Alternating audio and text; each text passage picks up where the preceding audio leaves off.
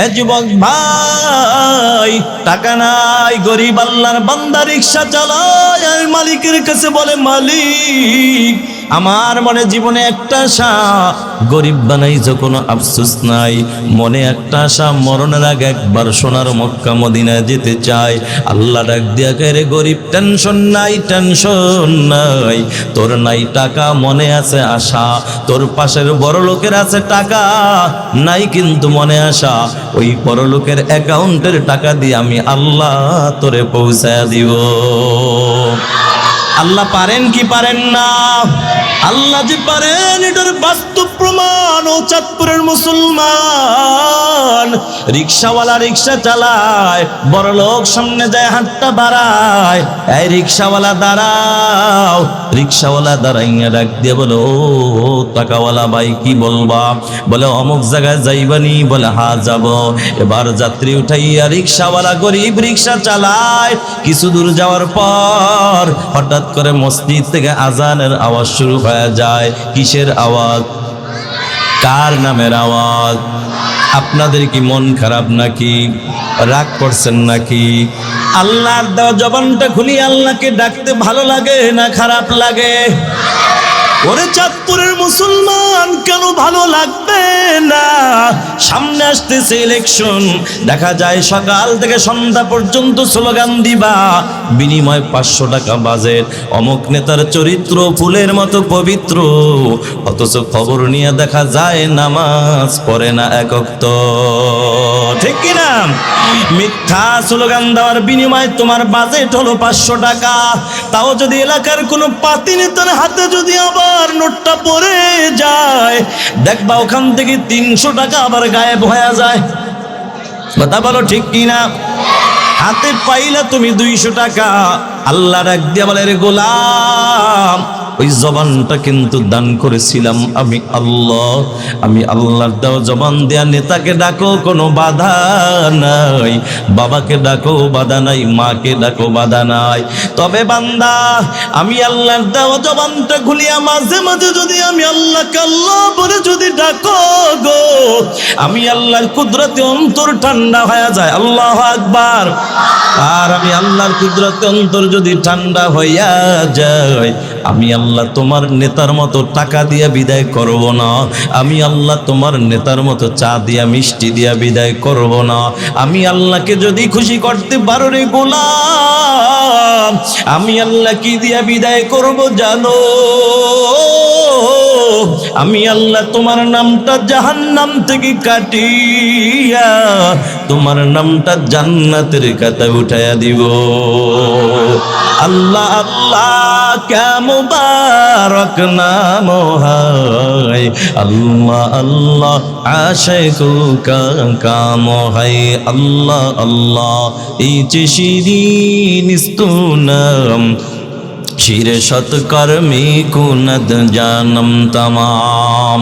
ভাইয়ার আমার, রিকশাওয়ালা চলতে যাইয়া হঠাৎ করে কার নামের আওয়াজ শুনছে? আল্লাহর নামের আওয়াজ শুনে তো গোলাম যে রিকশাওয়ালা জায়গায় ব্রেক হয়ে গেছে। আল্লাহু আকবার।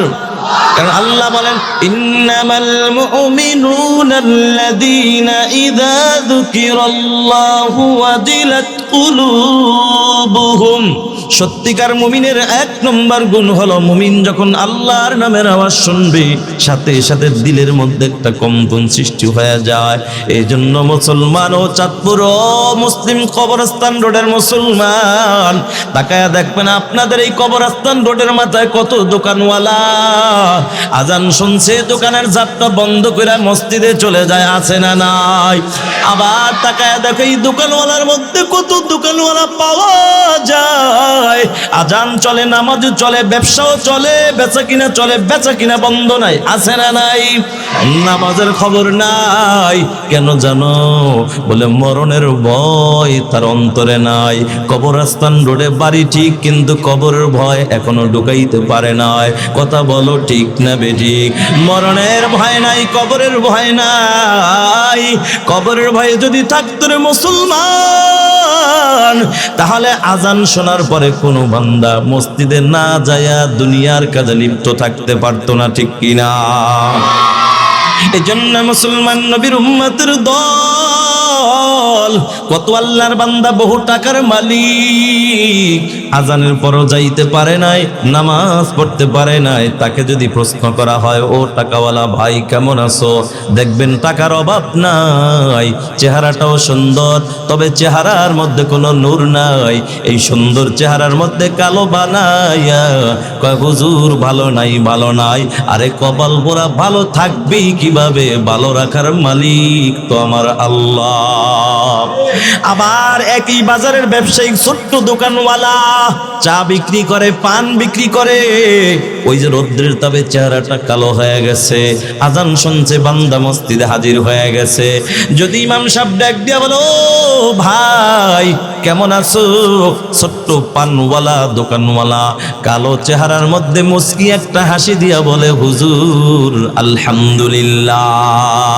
তা কিয়ামত গরবাগুয়াম জি কালাম, তা কিয়ামত গরবাগুয়াম জি কালাম, সদ কিয়ামত বগজর দিনা তমাম শুকর নিয়ামত, নিয়ামত তাফজু কুনাদ কুফর নিয়ামত কবত বিরু কুনাদ।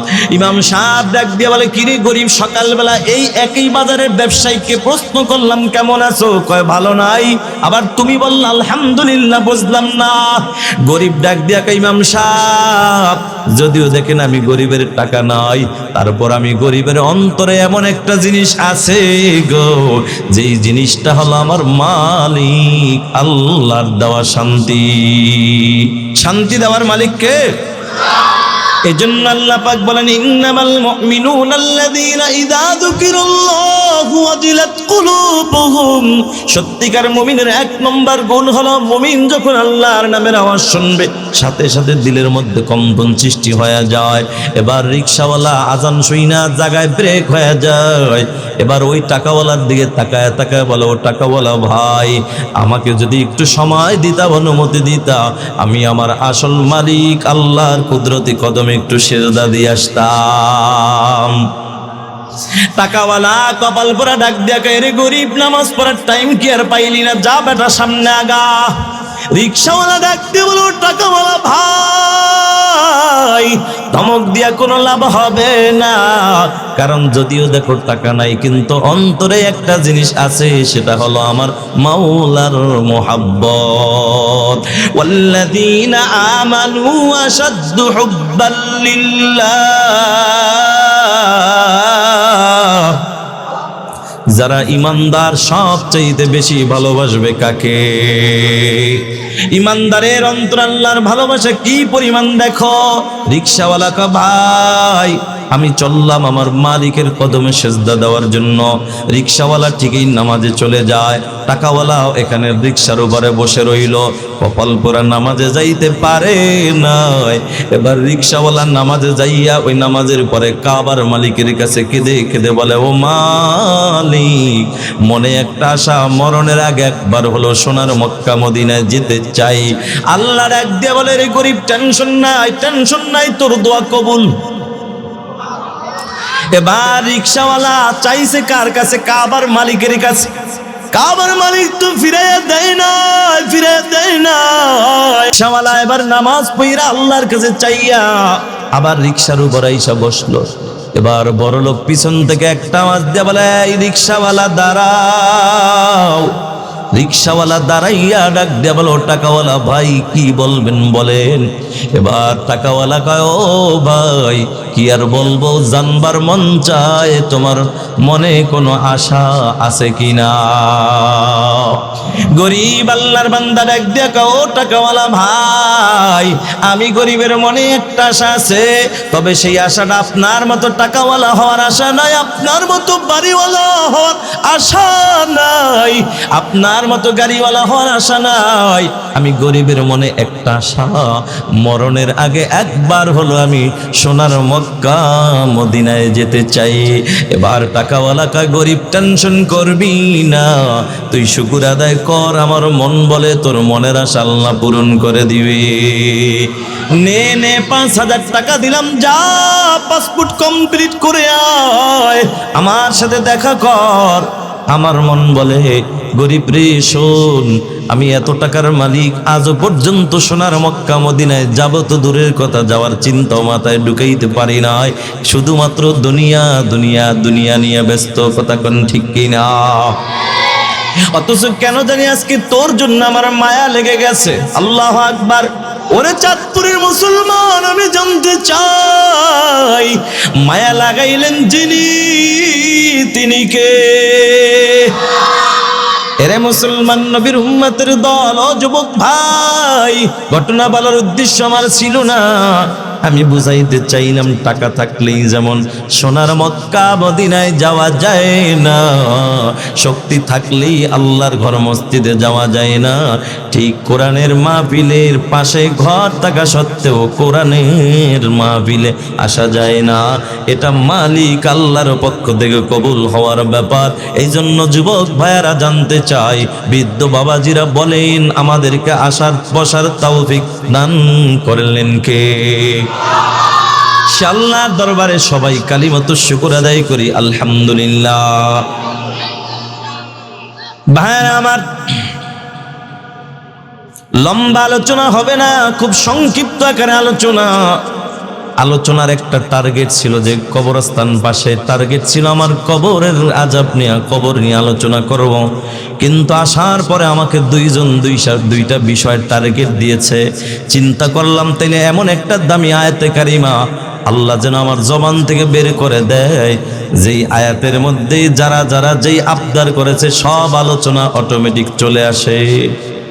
ওই চিন্তা করেই আমি যেমন নিয়ত করেছি, আল্লাহ পাক সেই এমনই একটি আয়াত কারিমা আপনার জবান থেকে আল্লাহ বের করে দিয়েছেন। আল্লাহর কালাম থেকে 114টি সূরার মধ্যে একটি সূরা, সূরা নাহল থেকে 90 নং আয়াতে কারিমা তেলাওয়াত করেছি। আল্লাহর হাবিব সাল্লাল্লাহু আলাইহি ওয়াসাল্লামের অসংখ্য হাদিস থেকে ছোট্ট একখানা হাদিস পেশ করেছি। আমার তেলাওয়াতকৃত আয়াত ও হাদিসের উপরে ইখলাসের সাথে আমলের নিয়তে ধৈর্যের পরিচয় দিয়ে অল্প সময়ের মধ্যে কিছু কথা বলার সাথে সাথে আপনাদের মতো নেককার পরহেজগার আল্লাহ ওয়ালা বান্দাদেরকে ইখলাসের সাথে আমলের নিয়তে ধৈর্যের পরিচয় দিয়ে অল্প সময়ের মধ্যে কিছু কথা শ্রবণ করার তৌফিক আমার আল্লাহ দান করুক, আমিন। আয়াতে কারিমা তেলাওয়াত করেছি এমন একটি দামি আয়াত, সূরা নাহল থেকে 90 নং আয়াত, যেই আয়াতের ব্যাপারে হযরত উলামায়ে কেরাম আছেন। এটা কত বড় দামি আয়াত উলামায়ে কেরাম জানেন। মুফাসসিরিন কেরাম বলেন গোটা 30 পারার আলোচনা আল্লাহ তাআলা এই আয়াতের মধ্যেই ঢুকায়া দিয়েছেন, সুবহানাল্লাহ। এমন একটি দামি আয়াতে কারিমা আপনাদের সামনে তেলাওয়াত করেছি, যেই আয়াতের মধ্যে আল্লাহ তাআলা গোটা পৃথিবীর মানুষদেরকে 3টা আদেশ করেছেন, 3টা নিষেধ করেছেন। আদেশ কয়টা, নিষেধ কয়টা, মোটা আমল কয়টা? 6টা আমল নিয়ে আলোচনা করার সুযোগ আমার হবে না।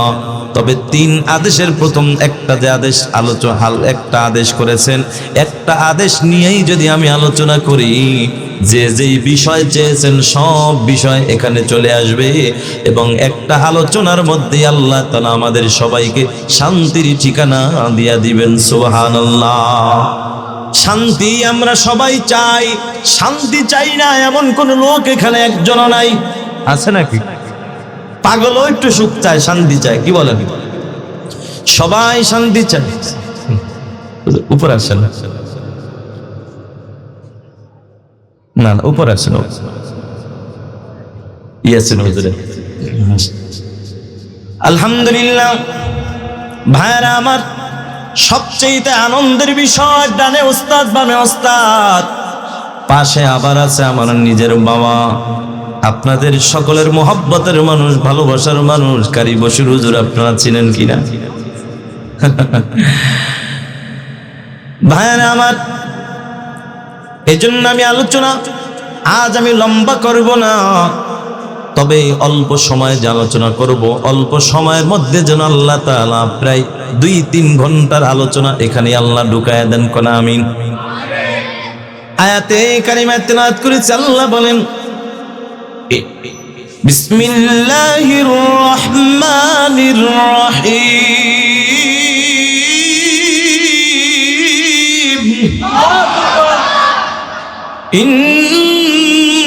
ইন্নাল্লাহা ইয়া'মুরু বিল আদলি ওয়াল ইহসান।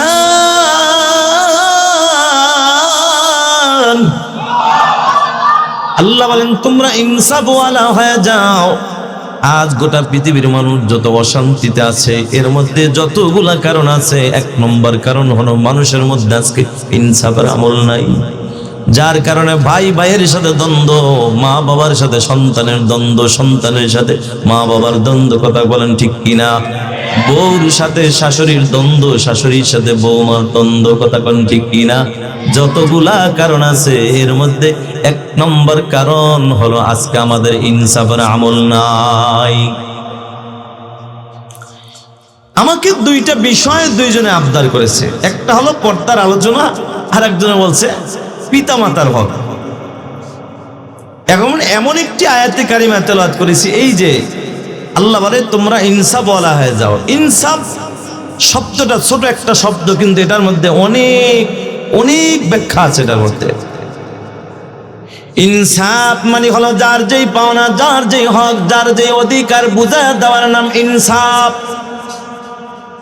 এর নবীর উম্মতের দল, ও যুবক ভাই, ও বৃদ্ধ বাবাজিরা, ও পর্দার আড়ালের মা, আজকের এই কবরস্থান রোডে এই যে এলাকার এই মাদ্রাসার উদ্যোগে এত সুন্দর আয়োজন, এই এলাকার মা বোন সহ সকল মুসলমানদের জন্য এটা কিন্তু বড় একটা নিয়ামত, ঠিক কিনা?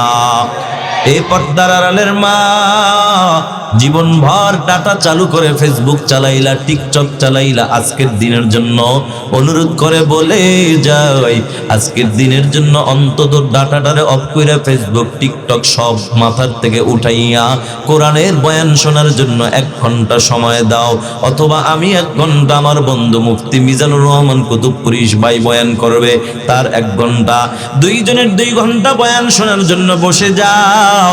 মা, হতে পারে আল্লাহ যদি কবুল করে তোমার জীবনের 2টা ঘন্টাই নাজাতের একটা উসিলা বানায় দিতে পারেন, ঠিক কিনা? ও পর্দার আড়ালের মা, নিজে বসে যাও, তোমার স্বামীকে কোরআনের বয়ানে পাঠায় দাও, তোমার সন্তানকে পাঠায় দাও। বলা যায় না হেদায়েতের মালিক আমার আল্লাহ, কার জবানের বয়ান দ্বারা আল্লাহ কাকে কখন হেদায়েত দেন কেউ বলতে পারে না, কথা কোন ঠিক কিনা? এজন্য ভাইরা আমার, আল্লাহ বলেন তোমরা ইনসাফওয়ালা হয়ে যাও। ইনসাফ শব্দটা যদিও ছোট, কিন্তু ইনসাফ নামক মেডিসিন বড় দামি একটা মেডিসিন বাবা। ইনসাফ নামক মেডিসিন যদি আপনার ঘরের সন্তানের মধ্যে যদি ঢুকে যায়, এই সন্তান কোনোদিন মা বাবার সাথে বেইনসাফি করবে না, জুলুম করবে না, কথা কোন ঠিক কিনা? ইনসাফ নামক মেডিসিন যদি কোন দুনিয়ার জমিনে কোনো মা বোনদের অন্তরে ঢুকে যায়, যারা বলছেন হুজুর পর্দার ওয়াজ করেন, কসম আল্লাহর একটা কথা বলে যাই, ইনসাফ নামক মেডিসিন যদি অন্তরে ঢুকে যায়, তাহলে আল্লাহর হুকুম অমান্য করে কখনো আল্লাহর হক নষ্ট করবে না, ঠিক কিনা? ইনসাফ মানে হলো যার যেই পাওনা বুঝায় দেওয়ার নাম ইনসাফ। এবার আসেন, ইনসাফ শব্দটা বুঝলাম যে ইনসাফ শব্দের অর্থ যার যেই পাওনা হক অধিকার বুঝায় দেওয়ার নাম ইনসাফ। এবার আসেন, আমার কাছে কে কি পায়, জানলে দিব, না জানলে দিব কিভাবে? সিরিয়ালে 1 নম্বর হলো আপনার আমার কাছে যত পাওনাদার আছে গো, সব পাওনাদারের মধ্যে সবচাইতে প্রথম পাওনাদার যিনি, তিনি কে? আর জোরে বলতে হবে, যুবককে। এর যুবক ভাই, জীবনের শেষ ডাক মনে করে একটা ডাক দাও না আল্লাহ। মালিকের নামটা আরেকবার মহব্বতের সাথে বলো না, কে? এবার মুসলমান আল্লাহ বান্দার কাছে পায়, বান্দাও কিন্তু আল্লাহর কাছে পায়। বুঝায়া দেওয়ার নাম হলো ইনসাফ, না দেওয়ার নাম হলো জুলুম।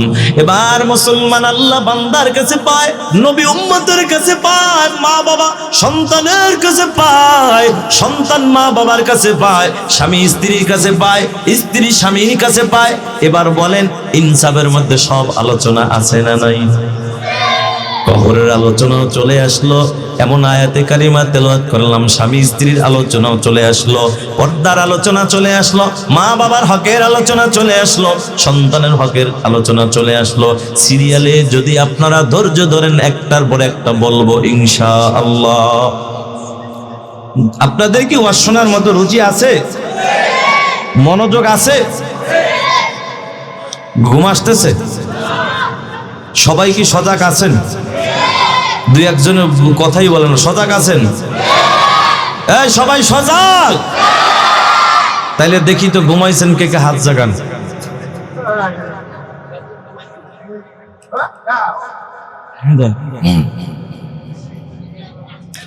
অসুবিধা নাই, অসুবিধা নাই। ও চাঁদপুরের মুসলমান যারা হাত জাগাইছেন, কোনো টেনশন নাই।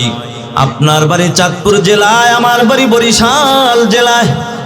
আপনি একবার আর দুইবার নয়, শতবার হাত জাগা যদি বলেন, ও বরিশালের হুজুর ঘুমাইছি, কসম আল্লাহর বিশ্বাস হবে না। কারণ আমরা বরিশালের মানুষ ভালো করে জানি, ঘুমন্ত মানুষ কখনো হাত জাগাইতে পারে না। ঠিক কিনা? জিতায় দিলাম, মিষ্টি খাওয়াই দিলাম। ভাইরা আমার, তাহলে সজাগ আছেন সবাই? এবার ঘুমন্ত ব্যক্তিরা প্লিজ আর হাত জাগাবেন না। এবার সজাগ যারা, তারা একটা হাত জাগাবেন। শুধু হাত জাগাইলে হবে না, একটা তাকবীরে আওয়াজ দিতে হবে। দেওয়া যাবে ইনশাল্লাহ? এমন একটি তাকবীরের আওয়াজ এই মুহূর্তে চাই। কবরে যারা আছে তো কবরে আছে, এরা তো উঠতে পারবে না, কিন্তু কবরের উপরে যারা আছে, জীবিত যারা আছে, ওরা যদি ঘুমন্ত থাকে, লাফ দিয়ে যেন ময়দানে আসতে বাধ্য হয়, এমন একটি আওয়াজ দেওয়া যাবে তো ইনশাল্লাহ? হালকা একটু কাশ দেন, একটু ঠান্ডা লাগছে মনে হয়, কারণ কণ্ঠ বসলে তো আমারটা বসার কথা। গতকাল রংপুর প্রোগ্রাম ছিল। কোথায়? রংপুর। রাতে ঘুম নাই, তার আগের দিন ছিলাম নেত্রকোনা। তো সরাসরি বাসায় আর ঢুকি না, ডাইরেক্ট চলে আসলাম। এটা আপনাদের চাঁদপুরের মানুষের ভালোবাসা, মহব্বত। দেখেছি বাবার সাথে যখন ঘুরতাম, ছোট ছিলাম, তখন তো কি পরিমাণ মহব্বত আব্বাকে আপনারা করতেন, আর আমাকেও অনেক মহব্বত করতেন। এবং এখানে আমার অনেক বন্ধু বান্ধব আছে, আমার সমবয়সী অনেক যুবক ভাইরা আছে। এরা শুধু আমার নাম শুনলে এখানে ওখানে এখানে, মোটামুটি এই বছর যতবার আসছি, এদের যথেষ্ট সাড়া পেয়েছি আলহামদুলিল্লাহ।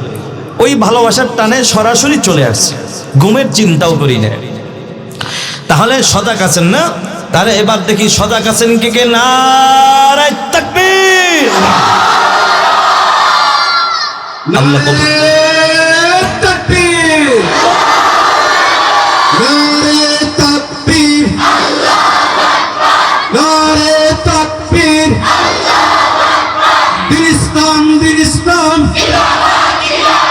জিন্দাবাদ জিন্দাবাদ, আল কোরআনের আলো ঘরে ঘরে চলো, সংসদে চলো। আলহামদুলিল্লাহ, মাশাআল্লাহ মাশাআল্লাহ। চাঁদপুরের মানুষ ইমানি জজবা অনেক বেশি, আলহামদুলিল্লাহ। আর এই যে ইমানি জজবা, আলহামদুলিল্লাহ, আল্লাহ পাক কবুল করে পড়েন আমিন। তবে একটা কথা মনে রাখতে হবে, আল কোরআনের আলো শুধু ঘরে জ্বালাইলে হবে না। ঘরে বহুত জ্বালাইছি, শুধু ঘরে জ্বালাইলে হবে না। দুনিয়ায় শান্তি, পরকালে মুক্তি যদি পেতে চাও, ও মুসলমান, আজ থেকে প্রতিজ্ঞা করতে হবে, কোরআনের আলো শুধু ঘরে নয়, ঘরে বাইরে, এমনকি সংসদ পর্যন্ত কোরআনের আলো জ্বালাইতে হবে। কথা বলো ঠিক কিনা? আল্লাহ কবুল করেন আমিন। ভাইরা আমার, এবার আসেন আল্লাহ তাআলা বান্দার কাছে কি পায়। যত পাওনাদার আছে, সব পাওনাদারের মধ্যে প্রথম পাওনাদার কে? আল্লাহ বান্দার কাছে পায়, বান্দাও আল্লাহর কাছে পায়। আল্লাহ ডাক দিয়া কা, গোলাম, আমি আল্লাহ তোমার কাছে মাত্র দুইটা জিনিস পাই। একটা জিনিস হলো, বান্দা আমি আল্লাহর গোলামি কর, কারণ আমি আল্লাহ তোমারে দুনিয়ায় পাঠাইলাম। কেন পাঠাইলাম জানো গো? আমি আল্লাহ পাঠাইছি একমাত্র আমি আল্লাহর গোলামি করার জন্য, ঠিক কিনা? আল্লাহ বলেন, ওয়ামা খালাকতুল জিন্না ওয়াল ইনসা ইল্লা লিয়াবুদুন।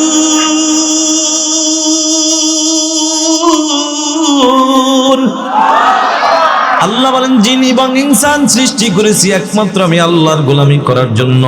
আরে বান্দা আমি আল্লাহর গোলামি করবা, 1 নম্বর হলো আমি আল্লাহর গোলামি কর, 2 নম্বর পাওনা হলো বান্দা গোলামি করবা তো ভেজাল মুক্ত, আমি আল্লাহর সাথে কাউকে শরীক করতে পারবা না। এ বান্দা মুসিবতের মধ্যে পড়ছো, মাজারে দৌড়ায় লাভ নাই, বাজারে দৌড়ায় লাভ নাই, তাবিজের পিছনে দৌড়ায় লাভ নাই, বিপদের মধ্যে পড়েছো, বান্দা মনে রাখবা বিপদ দেওয়ার মালিক আমি আল্লাহ, আর বিপদ থেকে হেফাজত করার মালিক কে? আল্লাহ ডাক দিয়া বলে আমি আল্লাহ সবাইকে মাঝে মাঝে পরীক্ষা করব না, যাকে আমি আল্লাহ বেশি ভালোবাসবো তাকেই মাঝে মাঝে ইমানি পরীক্ষা করব।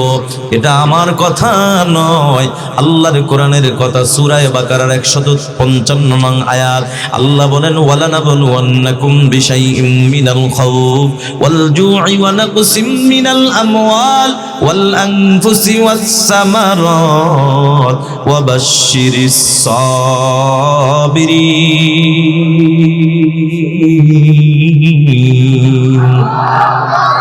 আল্লাহ পাক রব্বুল আলামিন বলে যারা ঈমানদার দাবি করবা অবশ্যই আমি আল্লাহ তাদেরকে পরীক্ষা করব।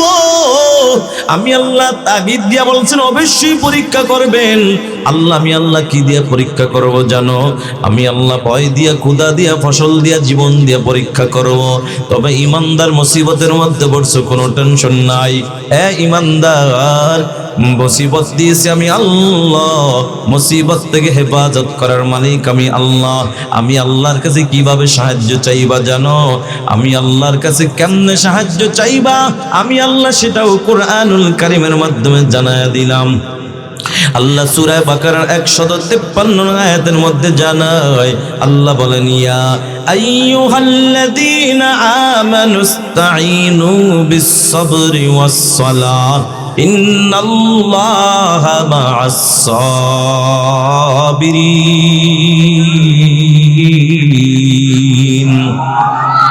আল্লাহ ঈমানদার মুসিবতের মধ্যে পড়ছো, কোনো টেনশন নাই। 2টা আমল নিয়ে সামনে আগাও, একটা হলো ধৈর্য, একটা হইল নামাজ। যুবক ভাই, ও বৃদ্ধ বাবাজিরা, আল্লাহর পাওনা আমরা বুঝা দিব 2টা আমল দিয়া। একটা হলো আল্লাহর গোলামি করা, আর একটা হলো আল্লাহর সাথে কাউকে শরীক করা যাবে না। আল্লাহ কয় ইন্নাশ শিরকা লাযুলমুন আযীম, নিশ্চয়ই শিরক গুনাহ হলো মারাত্মক গুনাহ। অন্য আয়াতে আল্লাহ বলেন ইন্নাল্লাহা লা ইয়াগফিরু আন ইউশরাকা বিহি ওয়া ইয়াগফিরু মা দুনা যালিকা লিমান ইয়াশা। আমি আল্লাহ সব গুনাহ মাফ করব, শিরক গুনাহ মাফ করব না। এই জন্য মুসলমান আল্লাহর পাওনা 2টা। কয়টা? 2টা পাওনা বান্দা যদি বুঝায় দেয়, এটার নাম হইল ইনসাফ। বয়ান কিন্তু আমার চলবে ইনসাফের বয়ান, ইনসাফের উপর বয়ান চলতেছে বাবা। আল্লাহর পাওনা বুঝায় যদি দেই, আল্লাহ ডাক দেয়া বলে রে গোলাম, আমি আল্লাহর কাছে তোর পাওনা আছে, কোনো টেনশন নাই। বান্দারে আমার 2টা পাওনা দুনিয়াতে বুঝাইয়া দাও, আমিও সময় মতো তোমার পাওনা জান্নাত তোমাকে বুঝাইয়া দিব। জান্নাতে কি যেতে চান? কারা কারা যেতে চান? নারায়ে তাকবীর। আল্লাহ কবুল করেন, আমিন। যুবক ভাই, এখানে যারা হাত জাগাইছো এদের মধ্যে অনেক আল্লাহর বান্দা আছে আজকে সকালে ফজর পড়ে নাই, আসর ফজর পড়ে নাই, জোহর পড়ে নাই, আসর মাগরিব এশা পড়ে নাই, আগামীকালকে একক তো আবার আগামীকাল নামাজ পড়ার কোনো নিয়ত এখনো করতে পারো নাই, অথচ হাত জাগাইছো জান্নাতে যাইবা। এটা কি মামুবাড়ির আবদার নি? মামার কাছে আবদার করলাম আর পাইয়া গেলাম। জান্নাতে যদি যেতে চাও, জান্নাতে যাওয়ার জন্য কিছু করণীয় আছে না নাই? জান্নাত যদি পেতে চাও, আল্লাহ ডাকতে বলে রে গোলাম, আমি আল্লাহ জান্নাত কাদেরকে দিব জানো? আমি আল্লাহ পাক সূরা নাজিয়ার মধ্যে কত সুন্দর ভাবে জানায় দেয়। আল্লাহ বলেন ওয়া আম্মা মান খাফা মাকামা রাব্বিহি ওয়া নাহান নাফসা আনিল হাওয়া ফা ইন্নাল জান্নাতা হিয়াল মাওয়া।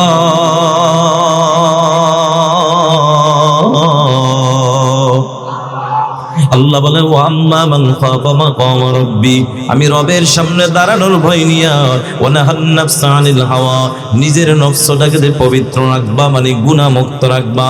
আল্লাহ বলে ফা ইন্নাল জান্নাতা হিয়াল মাওয়া, নিশ্চয়ই তার ঠিকানা হলো মালিকের জান্নাত। সুবহানাল্লাহ। জান্নাত যদি পেতে চাও যুবক, আত্মাটাকে পবিত্র বানাইয়া ওই মালিকের সামনে হাজির হও।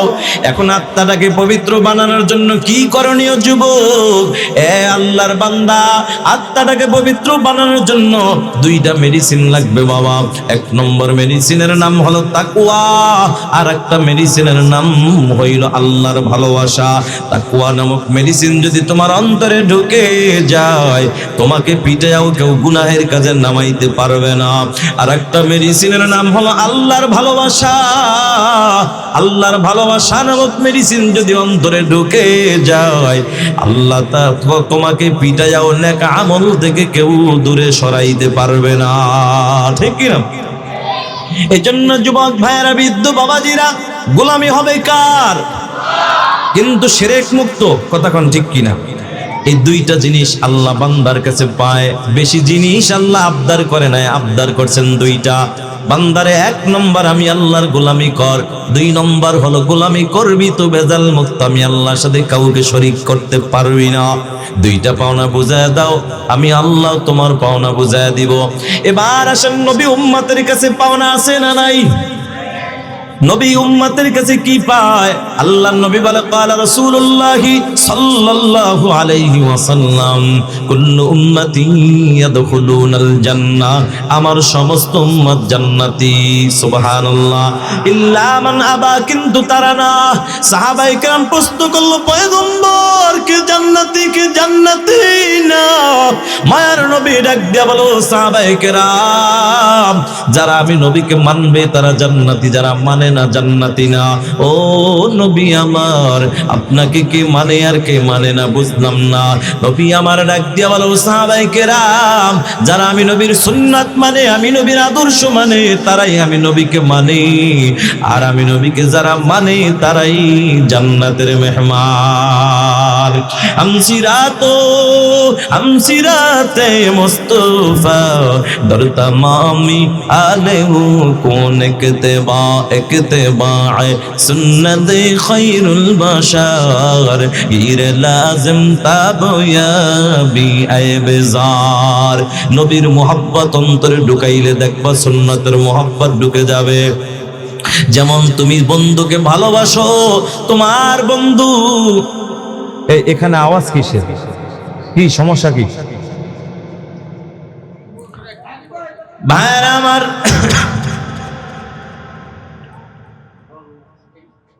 যে কথা বলতেছিলাম বন্ধু, নবীর সুন্নাতের আমল দরকার আছে না নাই?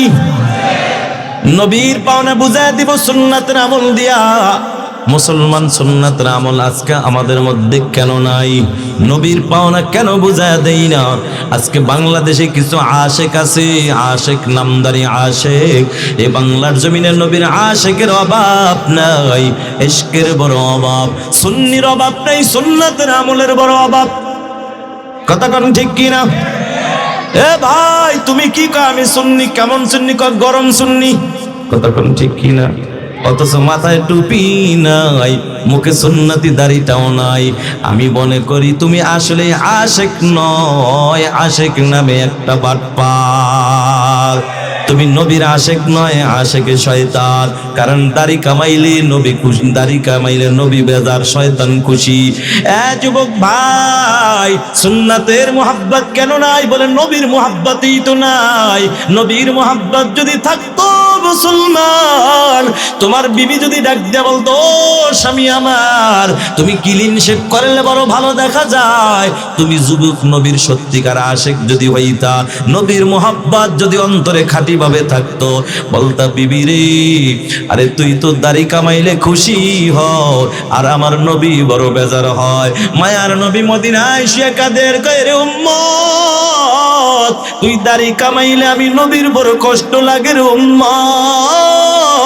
উম্মত, তখন তুমি বলতা ও বিবি, আরে তোর মতো 10 জন বিবিকে আমি কষ্ট দিতে রাজি, কিন্তু আমার মায়ার নবীকে কলিজায় আঘাত দিতে রাজি নাই, ঠিক কিনা? এটা হলো সত্যিকার আশিক। নবীর পাওনা দুনিয়াতে বুঝায় দাও, এটার নাম হলো ইনসাফ। মুসলমান কিভাবে বুঝায় দিবা? আল্লাহর নবী বলে, নবীর মোহাব্বত অন্তর তুমি আগে ঢুকাও। ওয়ালা রাসূলুল্লাহি সাল্লাল্লাহু আলাইহি ওয়াসাল্লাম, আল্লাহর নবী বলে, লা ইউমিনু আহাদুকুম হাত্তা কুনা হাব্বা ইলাইহি মিন ওয়ালিদিহি ওয়া ওয়ালাদিহি ওয়ান নাসি আজমাইন। আল্লাহর নবী বলে, ততক্ষণ পর্যন্ত তুমি খাঁটি মুমিন হইতে পারবা না যতক্ষণ পর্যন্ত তোমার বিবি, তোমার বাচ্চা, তোমার ধন সম্পদ, এক কথায় তোমার জীবনের চাইতে আমি নবীকে বেশি পরিমাণে ভালো না বাসবা। যদি ভালোবাসো তুমি সত্যিকার আশিক, আর যদি ভালো না বাসো তুমি তাহলে সত্যিকার আশিক হতে পারো না, মুমিন হতে পারো না। এ মুসলমান নবীর উম্মতের দল, হাদিস শোনার পরে সাহাবায়ে কেরাম নবীর কেমন পাগল, নবীকে জীবন দিয়া ভালোবাসা প্রমাণ করে দেখায়া দিছে। আল্লাহু আকবার। আরে তুমি আর আমি তো বিবির চাইতে বেশি ভালোবাসতে পারি না। রে যুবক, বান্ধবী পাতাইছো, বান্ধবীর চাইতে বেশি ভালো নবীকে বাসতে পারো না। মাথায় টুপি রাখলে তোমার বান্ধবী বেজার, আর টুপি রাখলে আমার নবী খুশি, মদিনাওয়ালা খুশি। এখন তুমি কি তোমার বান্ধবীকে খুশি করবা না নবীকে খুশি করবা? এরে যুবক ভাই, আজকে তো তুমি বান্ধবীর সামনে নবীর ভালোবাসা ব্রেক কইরা দিলা। আর সাহাবায়ে কেরাম কিসের বান্ধবী, কিসের বন্ধু, কিসের মা, কিসের বাবা, বলে জীবনের চাইতে নবীকে বেশি ভালোবাসা দেখায়া দিছে। যুবক ভাই, তুমি কেন ভালোবাসতে পারবা না? আরে তোমার মতো আমার মতো যুবক নবীর সাহাবী হযরত হানজালা রাদিয়াল্লাহু তাআলা আনহুর দিকে তাকাও। বিবাহ করেছে, সকাল বিবাহ করেছে, বাসর ঘরে যখন নেওয়া হয় সকালবেলা ফরজ গোসল করার জন্য পানিতে নামবে, এমন সময় কে যেন ডেকে বলে, ও মদিনা, এ মদিনার মুসলমান কে আছো? আল্লাহর নবী উহুদের ময়দানে শহীদ হয়ে গেছে। মদিনার অলিতে গলিতে হাঁটে এমন কথা বলার পর আল্লাহর নবীর সাহাবীর কানে যখন আওয়াজটা যায়, হানজালা রাদিয়াল্লাহু তাআলা আনহু গোসল বাদ দিয়ে লুঙ্গিটা আবার কাঁধে নিয়ে একটা দৌড় মারলো। ঘরের কিনারা যাইয়া ডাক দিয়ে বলো, ও প্রাণের বিবি, লুঙ্গিটা কাঁধের থেকে নাও, তরবারিটা আমার হাতে দাও। বিবি ডাক দিয়া কয়, স্বামী গোসল করতে গেলেন, গোসল না করে চলে আসলেন, বুঝলাম না। স্বামী ডাক দিয়া কয়, বিবি, আরে কিসের গোসল করব, কার জন্য গোসল করব রে বিবি? মায়ার নবী নাকি উহুদের ময়দানে শহীদ। আল্লাহর নবীর শহীদের খবর শুনি আমি হানজালা আর সহ্য করতে পারি নাই। বিবি রে, লুঙ্গিটা কাঁধে থেকে নাও, তরবারিটা হাতে দাও। বিবি ডাক দিয়া কয়, স্বামী মাত্র বিবাহ হইল, চেহারাটাও ভালো করে এখনো দেখতে পারি না, একটু দাঁড়াও স্বামী, দাঁড়াও দাঁড়াও, তোমার চেহারাটা দেখে নেই। স্বামী ডাক দিয়া কয়, বিবি রে, আমি আশেক, তবে বাটপার আশেক না, কথা কোন ঠিক কিনা? আমার মদিনার নবী, আমার নবী, মায়ের নবী উহুদের ময়দানে শহীদ, আর আমি দাঁড়ায় দাঁড়ায় তোমাকে চেহারা দেখাবো এমন বাটপার আশেক আমি হানজালা না। এরে বিবি, তাড়াতাড়ি দাও, তরবারিটা দাও, আমার মায়ার নবী শহীদ করলো কে আমি? হানজালার বিবি ডাক দিয়া কয়, স্বামী নেন, তরবারি দিলাম, একটু দাঁড়ান। কয়, না রে বিবি, না না, দোয়া করো, আল্লাহ যদি কবুল করে দেখা হবে হাসরের ময়দানে। হানজালা রাদিয়াল্লাহু তাআলা যুদ্ধের ময়দানে চলে যায়। যুদ্ধ করতে করতে হযরত হানজালা শহীদ হয়ে যায়। আল্লাহর নবী ডাক দেয়া বলো, সাহাবায়ে কেরাম যারা শহীদ হয়ে গেছে বিনা গোসলে কবরের ব্যবস্থা করো। এই ঘোষণা দেওয়ার পরে হঠাৎ করে তাকায় দেখে একটা পাগল বেশে একটা নারী, একটা পাগল বেশে একটা নারী আইসা নবীর সামনে দাঁড়ায়, নবী আমার, পর সবার লাশটা বিনা গোসলে কবর দিল, আপনার প্রিয় সাহাবী হানজালার লাশটা কবর দিয়েন না।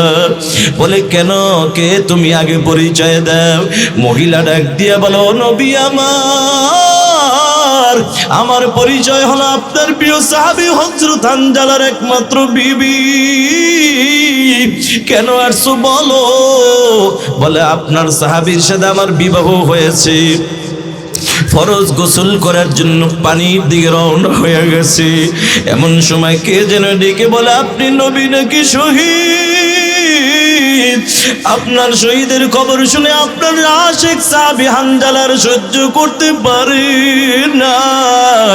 আপনার সাহাবী যুদ্ধের ময়দানে হাজির হয়ে গেছে, শরীরটা নাপাক, গোসল করে নাই। ও নবী আমার, পানির ব্যবস্থা করে গোসল দিয়া দেন, শরীর নাপাক। মায়ার নবী ডাক দিয়া বলো, সাহাবায়ে কেরাম পানির ব্যবস্থা করো, আমার হানজালার গোসল দিতে হবে। এদিকে আমার আল্লাহ খুশি হইয়া জিবরাইলকে ডাক দিয়া বলে, ওরে জিবরাইল, যাও যাও আমার বন্ধুকে একটা সুসংবাদ জানায়া দাও, যেই হানজালা দুনিয়ার সাধারণ পানির গোসলের কথাটাও পর্যন্ত আমার বন্ধুর মোহব্বতে পইলা গেছে। ওই হানজালার গোসল দুনিয়ার কোন সাধারণ পানির দ্বারা হতে পারে না। ওই হানজালার গোসলটা আমি আল্লাহ খুশি হইয়া জান্নাতের পানি দিয়া, জান্নাতি ফেরেশতা দিয়া করায়া দিব। নারায়ে তাকবীর। ও যুবক ভাই, নবীর পাওনা বুঝা দিবা, নবীর সুন্নাতের আমল দিয়া, এটার নাম হলো ইনসাফ। যুবক রে, তোমার আমার পাওনা নবী কিন্তু বুঝা দিবেন। কি বুঝা দিবেন জানো? আরে দুনিয়াতে নবীর পাওনা বুঝা দিবা তুমি, আর তোমার আমার নবী তোমার আমার পাওনা বুঝা দিবে ওই দিন যেদিন তোমার মা পরিচয় দিবে না, বাপ পরিচয় দিবে না, ভাই বোন পরিচয় দিবে না। এমন একটা দিন সামনে আসবে, সেই দিনটার নাম হলো কিয়ামতের দিন। আল্লাহ বলেন, ইয়াউমা ইয়াফিরুল মারউ মিন আখিহি ওয়া উম্মিহি ওয়া আবিহি ওয়া সাহিবাতিহি ওয়া বানিহি। আল্লাহ বলেন, তো এটা তো সেই দিন যেদিন তোমার আপন ভাই ভাইকে পরিচয় দিবে না, মা সন্তানকে পরিচয় দিবে না, সন্তান মাকে পরিচয় দিবে না। সেদিন কিন্তু যুবক, তোমার আমার নবী কিন্তু তোমাকে আমাকে বলবে না। এ যুবক ভাই, হাদিস শরীফের মধ্যে আছে, এক আল্লাহর বান্দা একটা নেকির অভাবে জান্নাতে যাইতে পারবে না। আল্লাহ বলবে, বান্দারে তুমি তো জান্নাতে যাইতে পারবা না, একটা নেকির অভাব। এবার বান্দা ডাক দিয়া বলবো, মালিক, তাইলে যদি অনুমতি দাও, আমার মা আছে, ভাই আছে, বোন আছে, এদের কাছে যাব, যাই একটা নেকি নিয়ে আসবো। আল্লাহ ডাক দিয়া বলবে, বান্দা এটা কি দুনিয়া মনে করছো নাকি? দুনিয়াতে অনেক সময় জায়গা জমিন নিয়ে দ্বন্দ্ব হয়, ভাই ভাইয়ের সাথে কথা বলে না। কিন্তু যদিও কথা বলে না, কিন্তু ভাইয়ের সামনে যদি কেউ রাস্তায় দাঁড়াইয়া ভাইকে যদি আঘাত করে, মাথাটা ফাটাইয়া দেয়, রক্তের ভাই কোনোদিন দাঁড়াইয়া থাকতে পারে না। তখন জড়াইয়া দইরা কয়ে, আমার ভাইয়ের দুশ্মন, তুই মনে করছিস যে আমার ভাইয়ের সাথে কথা বলি না, তুই এই সুযোগ পাই আমার সামনে আমার ভাইকে আঘাত করবি। আরে আমাদের ভাইদের দ্বন্দ্ব এটা বাড়ির ভিতরের দ্বন্দ্ব, রাস্তায় কোনো দ্বন্দ্ব নাই। কথা বলেন ঠিক না বেঠিক? বন্ধু, এটা হলো দুনিয়ার ব্যাপার, কিন্তু হাসরের ময়দানের ব্যাপারটা পুরাই ভিন্ন বন্ধু, পুরাই ভিন্ন। এবার আল্লাহ ডাক দিয়া বলবে, গোলাম তুমি যেহেতু চাও, আমি আল্লাহ অনুমতি দিলাম, যাও যাও, যায়া দেখো কারো কাছে তুমি নেকি পাও কিনা। এবার বান্দা দৌড় মারবে, সন্তানের কাছে যাবে, সন্তান ফিরাইয়া দিবে। বাবার কাছে যায়া বলবে, বাবা আমি না তোমার সেই আদরের সন্তান। কোন সন্তান? আমি না চাঁদপুর বড় স্টেশন, আমি দোকানদারি করতাম, রাতের গভীরে যখন বাড়িতে আসতাম বাবা, আমি মায়ের টেলিফোন দিয়া তোমাকে টেলিফোন করে বলতাম, ও বাবা আমার কালো আঙ্গুর খাইবার মন চায়। তুমি বাবা আবার পুনরায় যাইয়া দোকান খুইজা দোকানওয়ালাকে ঘুম থেকে উঠাইয়া আঙ্গুর কিনে বাড়িতে আনছ। বাবা আমি সন্তানের মুখে না দেওয়া পর্যন্ত তুমি বাবা শান্তি পাও নাই। আজকে আমি তোমার সেই কলিজার টুকরা সন্তান একটা নেকির অভাবে জান্নাতে যাইতে পারি না। দিবানি একটা নেকি।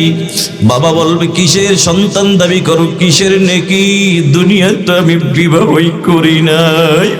ও কলিজার টুকরা যুবক, দুনিয়ায় কিন্তু কেউ তোমার আমার আপন না।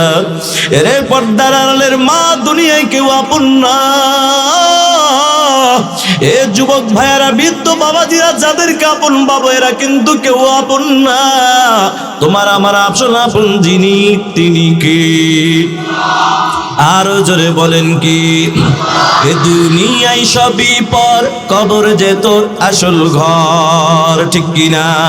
এ দুনিয়ায় সবই পর, কবর যে তোর আসল ঘর। কেমনে সেটায় থাকবি পরে, শুধুই মাটির বিছানা। চিন্তা করে দেখো না, কবরে কি যাইবা না।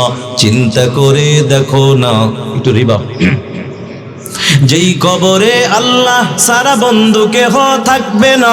চিন্তা করে দেখো না, কবরে কি যাইবা না, ঠিক কিনা? এ দুনিয়ায় যাদের পেছনে দৌড়া সবাই কিন্তু তোমার আমার আপন না, সবাই কিন্তু পর। ও বন্ধু, এবার তাকায় দেখো, যুবক যাইয়া বাবার কাছে ফেল হয়ে যাবে। এবার যুবক চিন্তা করবে, হায় রে দুনিয়া। এই কথা শুনতে দুনিয়ায় দেখেছি বাবা অনেক সময় রাগ পেরা ঘর থেকে বের করে দিয়েছে। মার কাছে গেছি, মা কিন্তু ফিরায় দেয় নাই। মা অনেক সময় ঘর থেকে বের হওয়ার পর মা দৌড়ায় যায়, আমাকে খুঁজে খুঁজে বের করেছে। কিরে বাবা একটু তাকায় দেখ, তোর বাবার কথা শুই না তুই রাগ হয়ে বের হয়েছিস, তুই খাস নাই। দেখ বাবা, আমি মাও কিন্তু সকালে খাই নাই, আমি মা কিন্তু দুপুরও খাই নাই, রাতেও খাবো না রে বাবা, যদি তুই ঘরের মধ্যে না যাও। ও কলিজার টুকরা যুবক, কিয়ামতের ময়দানে সন্তান এবার ও সব জায়গা ঘুইরা লাস্টে মার কাছে যাবে। দেখি আমার মা তো মনে হয় আমাকে ফিরে দিবে না। মার কাছে যাইয়া বলবে, মা গো আমি তোমার সেই আদরের সন্তান। কোন সন্তান? চিনলাম না রে বাবা, চিনলাম না কোন সন্তান। এবার ডাক দিয়া কা, মা শীতের মধ্যে আমি ঠান্ডা, ওই ঠান্ডার মধ্যে যখন তুমি আমাকে ডান পাশে ঘুম পাড়াইছো, আমি রাতের গভীরে প্রস্রাব পায়খানা করে জায়গাটা অপরিষ্কার করে ফেলেছি, ভিজায় ফেলেছি। মা ও মা, তুমি আমারে রাগ করে একটা থাপ্পড় দাও নাই, বরং যে তুমি আমার ওই ভিজা জায়গায় নিজে ঘুমাইয়া তুমি আমাকে বাম পাশে শুকনা জায়গায় ঘুম পাড়াইছো। ও মা, একটু পরে আবার আমি ওখানে প্রস্রাব পায়খানা করে ভিজায় দিয়েছি রে মা। এরপরও তুমি লাত্তি মাইরা একবারের জন্য চকির থেকে খাটের থেকে ফালায়া দাও নাই। মা গো, এখন ডানেও ভিজা বামেও ভিজা, তোমার এই সন্তানটাকে কোথায় রাখবা? মা গো, তখন দেখেছি সারাটা রাত তোমার বুকের উপরে উঠাইয়া, সারাটা রাত তোমার বুকের উপরে উঠাইয়া তুমি রাত্রটা কাটায় দিছ রে মা। আমি তোমার সেই আদরের সন্তান দিবানি একটা ঠেকি। মা বলবে, কিসের সন্তান দাবি করো, কিসের নেকি? দুনিয়ায় তো আমার বিবাহ হয় নাই। এটা কোন মা বলবে জানো? ওরে কবরস্থান রোডের মুসলমান, ও যুবক ভাই, ও বৃদ্ধ বাবাজিরা, ও পর্দার আড়ালের মা, এটা কোন মা বলবে জানো? এটা তো ওই মা বলবে যেই মা দুনিয়ার জমিনে সন্তান না খাইলে মা খায় না, সন্তান না ঘুমাইলে মা ঘুমায় না। এই কথাটা আপনাদেরকে আমি একটা উদাহরণ দিলে আপনারা ভালো করে বুঝবেন। দুনিয়ার জমিনে নবীর মোহাব্বত যদি থাকে, কিয়ামতের ময়দানে তোমার কোন মা ভুলে যাবে আর কোন নবী তোমাকে আমাকে ভুলবে না? এ যুবক ভাই, ঘটনাটা যদি বুঝায় বলি তাহলে সুন্দরভাবে স্পষ্ট বুঝে আসবে। আমি প্রায় জায়গায় বলে থাকি, আজও আমি বলে যাই, ও যুবক ভাই, কোন মা দুনিয়ার জমিনে তোমাকে বলে যাবে জানো? ছোট্ট বাচ্চা, নাম হইল তার আব্দুল খালেক। আল্লাহর বান্দা, তার বাবা দুনিয়া থেকে বিদায় হয়ে যায়, মা দুনিয়ার জমিনে বেঁচে আছে। মায়ের টার্গেট হলো আমার সন্তানটাকে আমি মানুষের মতো মানুষ বানাবো। ও চাঁদপুরের মুসলমান, আপনারা ভালো করে জানেন, কারো বাবা যদি আগে বিদায়, মা যদি আগে বিদায় হয়ে যায়, বাবা কিছুদিন পরে দেখবেন বিবাহ করার জন্য পাগল হয়ে যায়। কিন্তু কারো বাবা যদি আগে বিদায় হয়ে যায়, কোনো মা সন্তান রাইকে কোনোদিন বিবাহ বসতে রাজি হয় না। সন্তান আব্দুল খালেকের বাবা তো বিদায় হয়ে গেছে, মা দুনিয়ার জমিনে বেঁচে আছে। মায়ের টার্গেট হলো আমার এই ছেলেটাকে আমি মানুষের মতো মানুষ বানাবো। মা চিন্তা করে করে স্কুলে ভর্তি করে দেয়। মা সন্তান যখন স্কুলে ভর্তি করায় দেয়, ও বন্ধু, পড়ালেখা করতে করতে মেট্রিক পরীক্ষার সময় হয়ে যায়। হঠাৎ করে একদিনের ঘটনা, স্কুলের হেডমাস্টার ডাক দিয়া কয়, বাবা আগামীকাল তোমরা সবাই 1200 করে টাকা নিয়ে আসবা, পরীক্ষার ফর্ম ফিল আপ করা লাগবে। কথাটা বলার পর আব্দুল খালেক দাঁড়ায়া শুধু খালি কাঁদে। আব্দুল খালেক দাঁড়ায় কাঁদে আর কয়, স্যার সবাই পরীক্ষা দিতে পারলো, কেন জানি মন বলে আমি এবছর পারবো না। কেন পারবি না বাবা? কয়, স্যার আমার বাবা নাই, আমি বড় এতিম। আজকে আমার বাবা যদি থাকতো, রিক্সা চালায়া হইল আমার বাবা পরীক্ষার টাকা দিত। ঠিক না বেঠিক? স্যার আমার বাবা নাই, কে আমার টাকা দিবে? ছেলেটার মনটা খারাপ, মন খারাপ করে বাড়িতে চলে যায়। বাড়িতে যাইয়া পড়ার টেবিলে বসে কি যেন চিন্তা করে আর চোখের পানি ফালাইয়া কাঁদে। এবার মায়ের নজর তো দূর থেকে পড়ে যায়। সন্তানের জন্য মার নজর কিন্তু খুব কড়া নজর। কথা বলো ঠিক না বেঠিক? এরা যুবক ভাই, এটার বাস্তব প্রমাণ। তোমরা যদি কেউ ঢাকার শহরে করে যুবক, ঢাকা থেকে আসার পরে যদি হাতের মধ্যে 2টা প্যাকেট নিয়ে বাড়িতে ঢোকো, দেখবা তোমার বিবি একবার ডান হাতের প্যাকেটের দিকে তাকায়, আর একবার বাম হাতের প্যাকেটের দিকে তাকায়।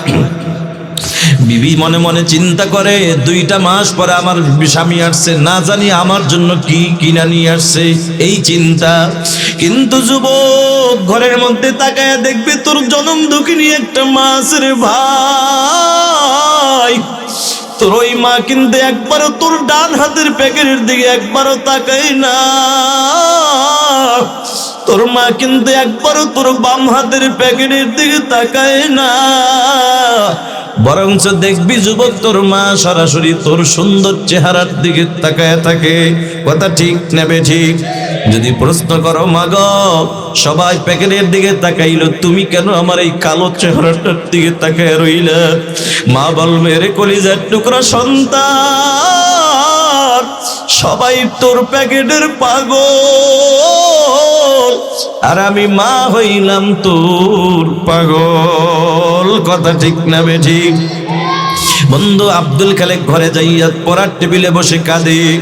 মা দূর থেকে নজর কইরা দেখে, কিরে ছেলের চোখে পানি। মা দৌড় দিয়া বলে, কিরে বাবা তোর চোখে কেন পানি বল? ছেলেটা কাঁদে আর কয়, মা গো স্যার বলছে পরীক্ষা দিতে হবে, টাকা লাগবে 1200, সেই জন্য কাঁদি। কারণ আমার বাবা নাই, আমি বড় এতিম, আমাকে কে টাকা দিবে রে মা? সবাই পরীক্ষা দিতে পারলো, আমি বুঝি পারবো না। মা গো আমার স্যার বলছে টাকা দিবে, টাকা লাগবে, এই জন্য আমি কাঁদি। মা কা, বাবা কোনো টেনশন করিস না, তোর বাবা নাই তো কি হয়েছে, আমি তোর মা তো বেঁচে আছি। আল্লাহু আকবার। কথাটা বইলা মা দেরি করে নাই, অন্য একটা রুমে যাইয়া ছোট্ট একটা প্লাস্টিকের ব্যাগ হাতে নিয়া মা একটা দৌড় মাইরা ওই আব্দুল খালেকের দরজায় হাজির। নে বাবা নে, ব্যাংকটা ভাঙ, দেখ কত টাকা আছে।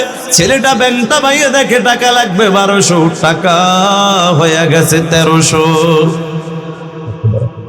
টাকা হয়ে গেছে 1300।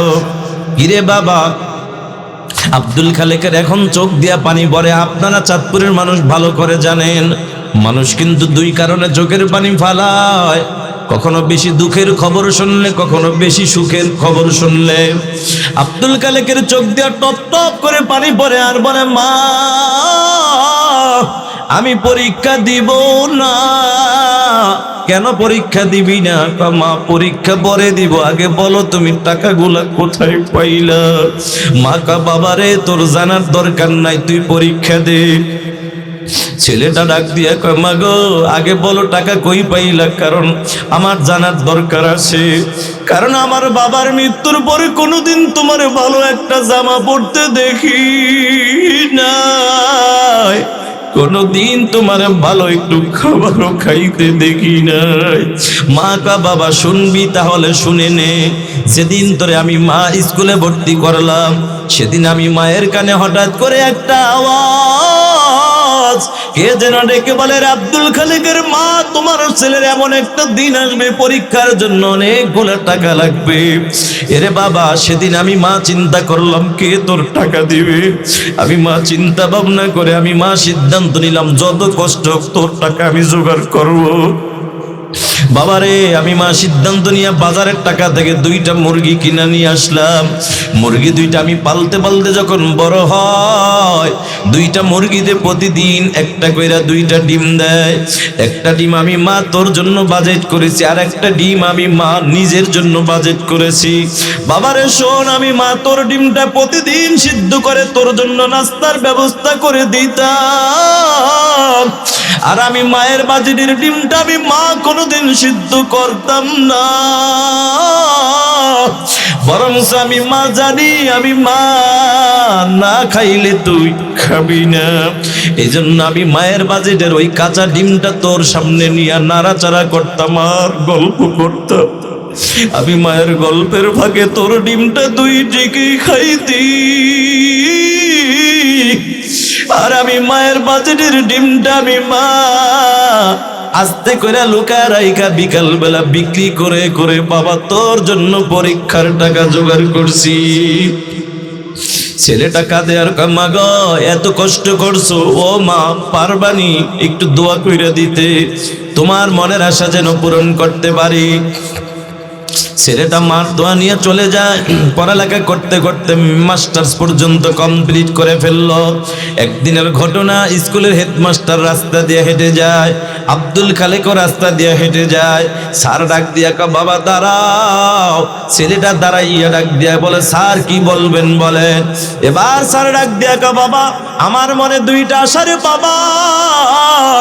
একটা হলো আমার গ্রামের বাড়ি একটা প্রাইমারি স্কুল আছে, একজন হেডমাস্টার লাগবে, মনে মনে আমি তোমাকেই টার্গেট করেছি বাবা। আর একটা হলো আমার একটা মেয়ে আছে, বিবাহ দিব, তাও মনে মনে আমি তোমাকেই টার্গেট করেছি, বলো বাবা তুমি রাজি কি রাজি না।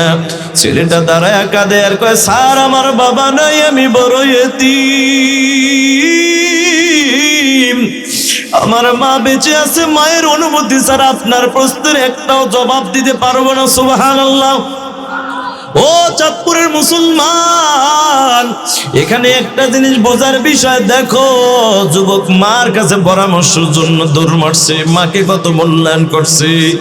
আমাদের বাংলাদেশে কিছু কপাল পরা যুবক পাওয়া যায়, বলে শাশুড়ির মহব্বত বইরা মার কথা ভুলে যায়, মার কাছে পরামর্শের জন্য যায় না, শ্বশুর বাড়ি দৌড় মারে, আসে না নাই। এরে কবরস্থানের এলাকার যুবক, যুবক ভাইয়েরা মনে রাখবা, আর যেই মাকে বাদ দিয়ে শাশুড়ির পাগল হইছো রে যুবক, তোমার ওই শাশুড়ির স্বার্থে যদি একটু ব্যাঘাত ঘটে যায়, তোমার মতো আদরের জামাই নামে দেখবা সদর থানায় মামলা দিতে মোটেও চিন্তা করবে না। কথা ঠিক না বে ঠিক? যুবক রে, কিন্তু তোর মা কোনোদিন মামলা দিবে না, তোর মা কোনোদিন হামলা দিবে না। একটু রিভাব দিয়ে, ওই বাইক আছে কই, সে কই, একটু মিলাই দাও, একটু রিভাব দিয়ে মিলাই দাও।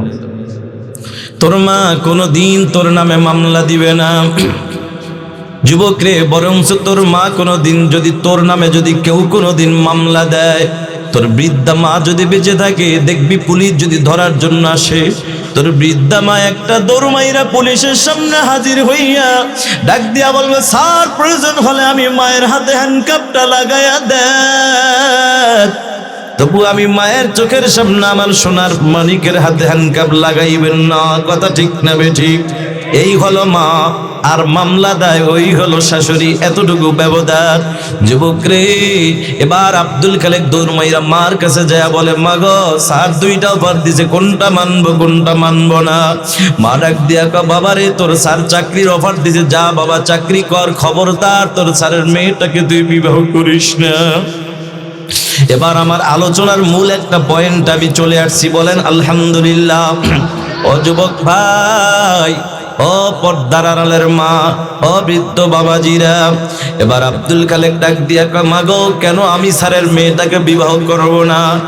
মা ডাক দিয়া কয়, বাবা তোর স্যারের মেয়েটা হলো আধুনিকা, নামাজ নেই, রোজা নাই, পর্দার আমল নাই। কারণ দুনিয়ার জমিনে যে নারীর মধ্যে নামাজ রোজা পর্দার আমল থাকে না, ওই নারীর দ্বারা মুসলমানের সংসারে কোনোদিন সুখের আশা করা যায় না। ঠিক না বেঠিক? ও যুবক ভাই, ও বৃদ্ধ বাবাজিরা, এবার একটু চিন্তার বিষয়, এখানে একটা কথা বলে যাই, না বললেই নয়। এ বাবা, ইনসাফের বয়ান করতেছে, ইনসাফ। নবীর পাওনা নবীকে বুঝায় দাও, আল্লাহর পাওনা বুঝায় দাও, মা বাবার পাওনা মা বাবাকে বুঝায় দাও, এটার নাম হলো ইনসাফ। যুবক রে, তুমি যদি বেআমলওয়ালা, বেপরদাওয়ালা, বেনামাজি নারী ঘরে ঢুকাও, তাইলে দেখবা শান্তি তুমি কোনোদিন খুঁজে পাইবা না। তোমার ঘরে তিনটা অশান্তি চলে আসবে। এক নম্বর অশান্তি, যুবক জীবনে কোনোদিন স্বামী হিসেবে খেদমত পাইবা না। কারণ বেআমলওয়ালা, বেপরদাওয়ালা নারীরা স্বামীর খেদমতের অতটা পাগল না, বরঞ্চ মুসলমান নবীর উম্মতের দল স্বামীর টাকায় মোবাইল এমবি ভরে ভরে অন্য পুরুষের খেদমতের পাগল। কথা ঠিক না বেঠিক? যুবক, বেআমলওয়ালা নারী ঘরে ঢুকাইলে তোমার জন্য তিনটা ক্ষতি। এক নম্বর ক্ষতি, স্বামী হিসাবে খেদমত পাইবা না। দুই নম্বর, নেককার সন্তান তুমি পাইবা না। এ যুবক ভাই, এ চাঁদপুরের মুসলমান, অনুরোধ করে বলে যাই, তোমরা যারা বিবাহ করো নাই, আমি একটা অনুরোধ করি, যুবক আমিও যুবক তুমিও যুবক, অনুরোধ করে বলে যাই, তোমাদের কাছে আমার আবদার, তোমরা যদি নেককার সন্তানের বাপ হতে চাও, যুবক রে তুমি নিজে আগে নেককার হও, হালাল পথে চলো, হালাল খানা খাও, হালাল রক্ত শরীরে ঢুকাও, এটার নাম হলো ইনসাফ। এ যুবক ভাই, পিতা মাতার হক যেমন সন্তানের কাছে আছে, সন্তানের হক পিতা মাতার কাছেও আছে না নাই? তবে মুসলমান শুনে নাও, মা বাবার হক কিন্তু হকের গুরুত্ব বেশি, পাওয়ার বেশি আল্লাহর হকের পরেই পিতা মাতার হক। কিন্তু সিরিয়ালে পিতা মাতার হক আগে নয়, সন্তানের হক হইল আগে। দুনিয়ায় যারা সন্তানের হক আদায় করে না, ওই সন্তানগুলাও মা বাবার হক আদায় করে না। ঠিক না বেঠিক? যুবক ভাই, এই কিসের এত কথা কিসের? আচ্ছা আচ্ছা আচ্ছা, ভাইয়ারা আমার, এই জন্য যুবক ভাই অনুরোধ করে বলে যাই, নেককার বিবি ঘরে ঢুকাও। এক নেককার বিবি ঘরে ঢুকাইলে তোমার জন্য তিনটা লাভ। এক নম্বর লাভ, হায়াতের জিন্দেগিতে স্বামী হিসাবে খেদমতের কোনো ত্রুটি হবে না। কারণ নেককার বিবিরা স্বামীর খেদমতের বড় পাগল।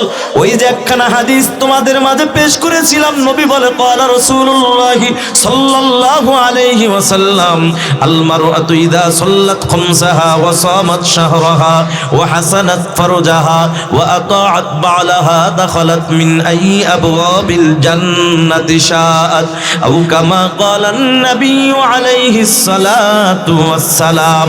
মায়ার নবী বলেন, ও দুনিয়ার নারীরা, চারটা গুণ তোমরা যদি অর্জন করতে পারো, চার গুণওয়ালা নারীর জন্য জান্নাতের 8টা দরজা আল্লাহ খুলে দিবেন। এক নম্বর গুণের নাম হলো 5 ওয়াক্তের নামাজ। 2 নম্বর গুণের নাম হলো মাহে রমজানের রোজা।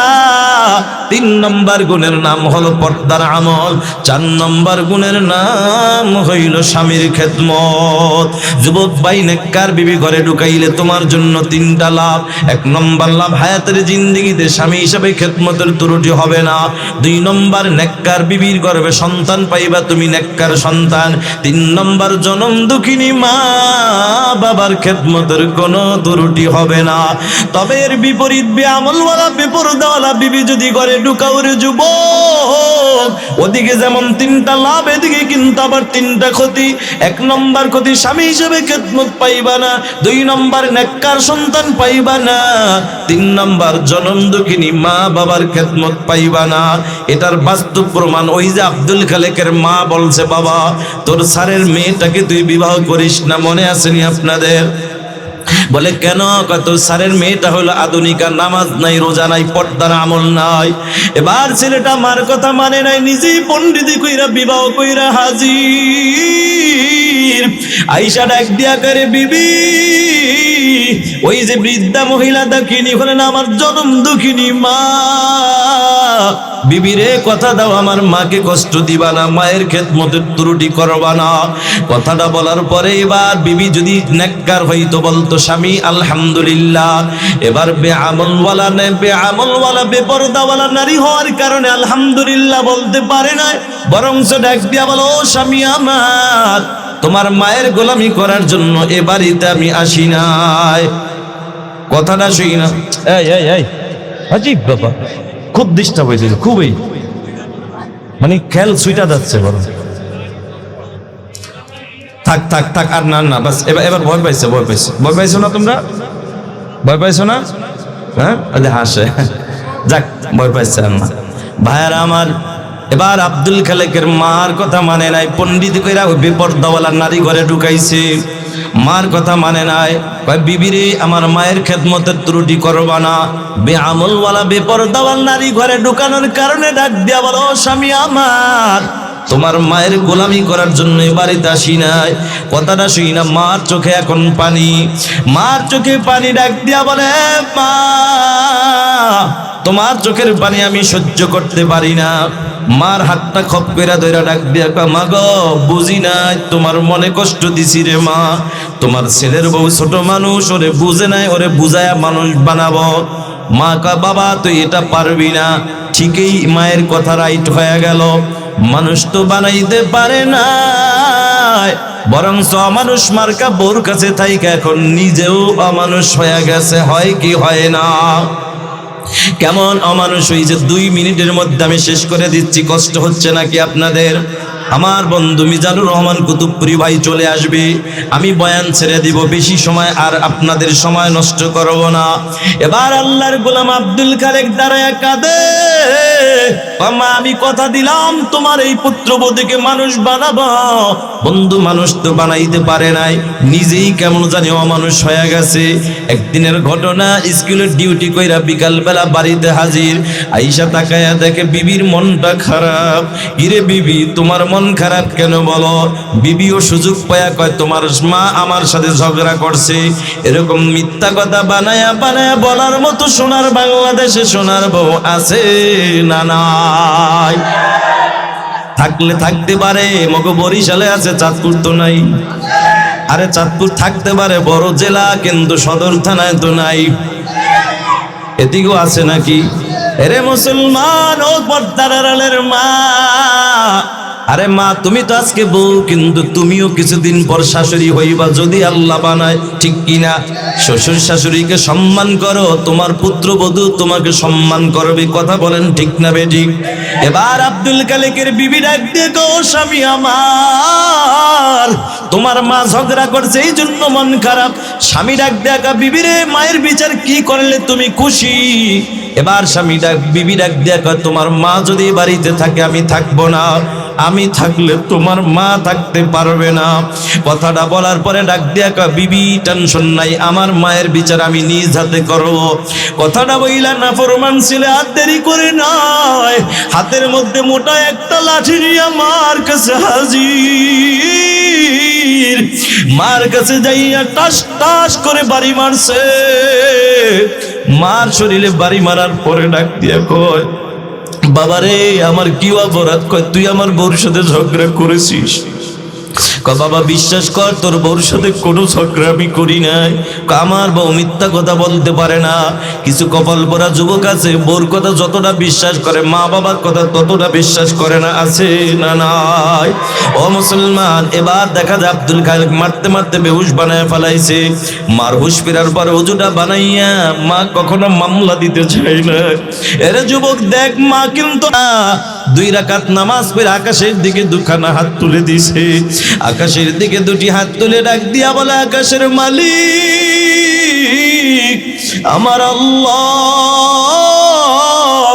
আমার ছেলে আব্দুল খালেক ছোট মানুষ, বুঝে নাই আমি মারে মারছে রে আল্লাহ, আমি মা হইয়া মাফ করে দিলাম, তুমিও ওরে মাফ করে দাও।